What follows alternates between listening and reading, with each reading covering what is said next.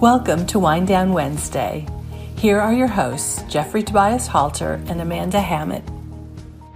All right, good afternoon. Today, as part of our ongoing discussion about DEI and your role in driving change, we welcome Lily Zheng. But first, before we get into that, my name is Amanda Hammett, and today I'm drinking, it's cold outside, I'm drinking an oat milk latte. So Jeff, very nice. Shock me. What are you Yeah, drinking? It is cold here in Atlanta. I'm actually enjoying a decaf with just a little Baileys in it. So just take a little bit of the edge off. A little bit of the edge, okay. A little bit of the edge off on a Wednesday. So today it's my honor to introduce Lily Zheng to our listeners. They are a no-nonsense diversity, equity, and inclusion speaker, strategist, and consultant who specializes in creating diverse, equitable, and inclusive workplaces through hands-on systemic change. A dedicated changemaker and advocate, they were named a Forbes D&I Trailblazer, 2021 DEI Influencer, and LinkedIn Top Voice on Racial Equity. Lily's work has been featured in Harvard Business Review, the New York Times, and NPR. Lily, welcome to Wind Down Wednesday. So before we get into it, what's your drink today? Yeah, it's also chilly. It's uncharacteristically chilly here in the Bay Area. So I am drinking a jasmine green tea. It's my favorite. Love it. Nice. All right. Well, let's just dive in. I mean, today, we got to do some no-nonsense conversations with the audience. So tell us about your work and what led you to take on this work. Yeah. So, in as short of an explanation as possible, I go into companies that are looking to do diversity, equity, and inclusion, and I help them do it. And I help them do it right and succeed and do it without the performative fluff, the all talk, no action, barriers that have stymied our industry since forever. So, what that looks like in practice, usually consulting with senior leaders. I do DEI survey assessments, and I work pretty closely with DEI groups like ERGs, DEI councils, committees, advisory boards, chief diversity officers, essentially the folks that are on the ground, getting their hands dirty, doing the work. I partner with them and I help them get it right. Lily, congratulations on the publication of your recent book, DEI Deconstructed. This is my copy, and you can see it is bookmarked, and I love this book. I've been doing this work for 22 years, and the way it's laid out, the practicalness, the actions, I love the no-nonsense approach that you take. So what prompted you to write the book at this time? Well, I wanted to write the book that I needed when I was a practitioner, and frankly, that I think the industry right now needs now. The book is equal parts a kick in the pants and equal parts an instruction manual on how to get things right. I could talk about this forever, but essentially what I was seeing over and over again was companies purporting to care about DEI, really talking a big game when it came to their commitments on racial equity, on achieving, 50-50 gender parity, on all of these things. And time again, I saw them coming up short. And then on the flip side, I saw DEI practitioners getting it wrong, right? Like flubbing it pretty bad. I saw practitioners going in and delivering these frankly awful trainings, right? That I was then called in to clean up after, right? Like I lost count of the times people have been like, "Hey Lily, so just some context for this request. We brought in another DEI practitioner and everything got worse. They ticked off all of our senior leaders. They irritated a lot of our employees. They've polarized our workforce. We really should have done our homework. Can you help us clean up this mess?" And, probably after the fifth or sixth time I took on requests like that, I was like, you know what? I think maybe it's time to put something out there to help the practitioners who are just entering this industry, who may have, just gotten turned on to this work after the 2020 murder of George Floyd, who might be floundering a bit looking for their way. I think it's time to give these folks a resource that is accessible, that is down to earth, that treats people like adults, but holds them accountable and is kind, right? Like I'm no nonsense, but I'm not mean.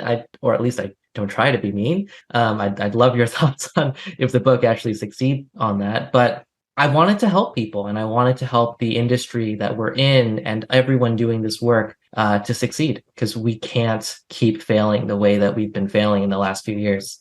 Lily, let's drill down into the core of your book. What's wrong with the way that organizations do diversity, equity, and inclusion right now, and how can they do it better? The biggest challenge in how companies are approaching DEI right now is that their efforts are centered on intentions. They're centered on inputs. Everything about how DEI is done essentially is naive. It's essentially saying, look, we understand that discrimination is bad, that inequity is bad. And so what we're going to do is we're going to Google search good things to do for DEI, throw a dart at the first two things we see, and do it. And we're not going to collect metrics. We don't know what outcomes we're trying to create. We're just going to do it. One of the ways I liken it to is like hearing somebody outside your window shout for help, and without taking a look outside, grabbing a fire extinguisher and throwing it in the direction of their voice.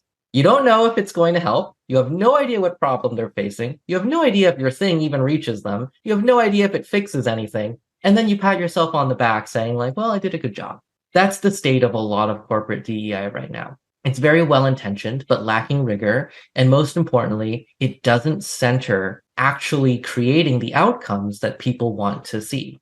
And so that's how we can spend billions of dollars on this industry and still see the needle not moving in terms of representation, in terms of people's feelings of workplace safety, in terms of people's trust in institutions. All of these things haven't moved despite an enormous expenditure into this field. And that's because we're not holding ourselves accountable to outcomes. So let's explore this a little deeper, because my work focuses on allyship and advocacy. How are you able to convince older, white, cisgendered men to play a greater role? What are you saying to senior leaders that's maybe different from what they've heard before? That's a really good question. And I get it a lot, essentially from folks who say, hey, we all care about DEI, but some of the biggest roadblocks are the folks at the very top who may not be willing to use their voice, their power, their access, their resources to adequately support this work. And it's something that I bump into as well. I certainly have my fair share of trying to convince these leaders to take greater action. I think the question is sort of starting by skipping a few steps. And I want to actually start from the beginning, which is no leader is going to be willing to lend their support or resources to solve a problem that they don't believe exists. That's the crux of it. And, to that point, most of the folks who I work with, when I first work with them, they usually have really good intentions, but their understanding of the problem is not the same as their stakeholders' understanding of the problem. They'll say, for example, sure, I'm sure one or two employees are having a tough time. I'm really sympathetic to that. But in terms of like systemic racism in my company, no way. I would have heard about it if something like that existed. I think you're making mountains out of molehills. I don't think this is a real issue. Sure, if folks are upset, I'd be willing to generously spare $10,000 for a speaker or a training or whatever, right? Out of the goodness of my heart. Yeah. And if you're trying to start from there and say like, well, maybe we need 20,000, that's the wrong way to go about it. And when I talk to these leaders, I essentially say, so you're essentially saying that you don't think there are problems in the organization. And some of your employees are saying that there are real problems in your company. Who's right? How do you prove it? How can you be sure? How can you prove to your board of directors, to your other executives that either you or them is right?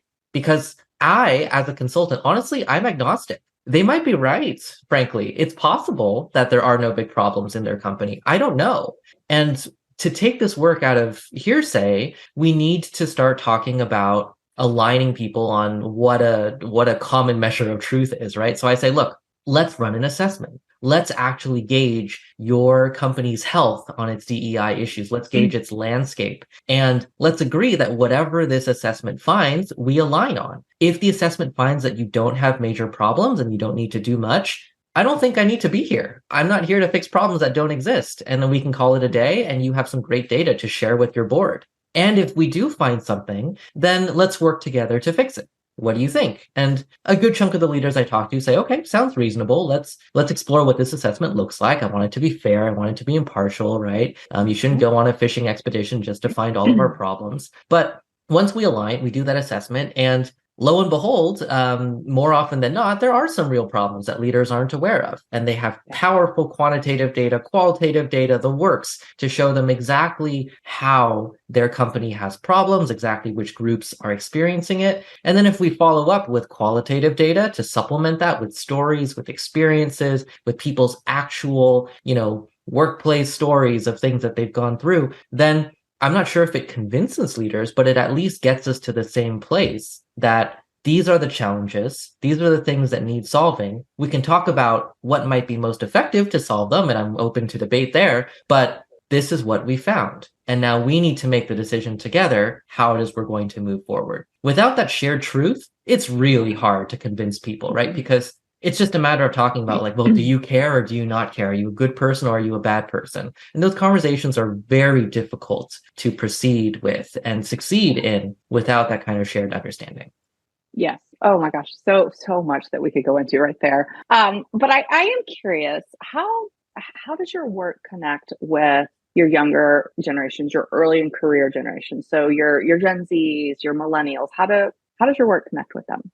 Well, it's driven largely by these folks. If there's one thing we know about generational differences, by the way, I think the generational discourse is a bit overblown. It's a bit overhyped. There's more variation within a generation than between them. And I think a lot of it is just people playing ageism and all that. But, that aside, I think what we do see is millennials and Gen Zs, especially, their expectation for workplaces is very different than the expectations of older generations, in that they have a much lower tolerance for what they view as discrimination, as workplace norms that are toxic, for overworking as a norm of American workplaces, right? Much lower tolerance for these sorts of things. And so where older generations might see these things and say well, that's just how it is. We need to learn how to deal with these systems to succeed as professionals. We just have to adapt to them.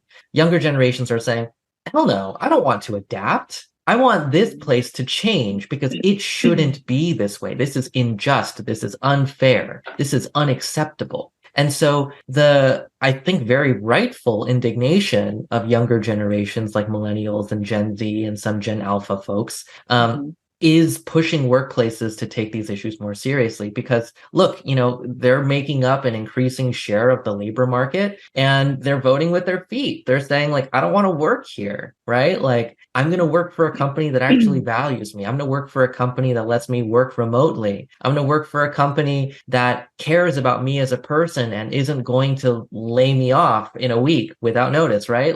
All of these things, this pressure from younger generations is changing the way companies view DEI issues because now they're urgent and they're only going to become more urgent as the years go on. And these outspoken generations make up larger and larger segments of the workforce. So we never have enough time.